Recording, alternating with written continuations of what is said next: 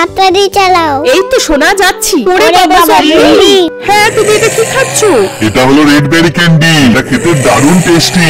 মা, আমিও রেড বেরি ক্যান্ডি খাবো। ঠিক আছে, দাঁড়া, আমি ম্যাডামকে ডাকছি। ম্যাডাম, কি হয়েছে বলো?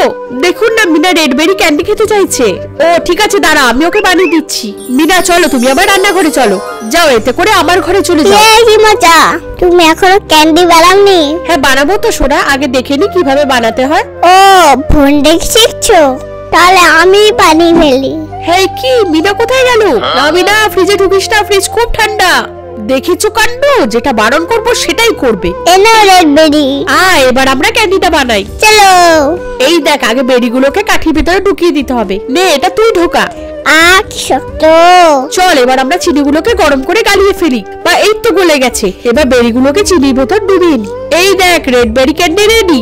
দাঁড়া, একটা খেয়ে দেখি কেমন হয়েছে। বা দারুণ টেস্টি হয়েছে। আমিও খাই।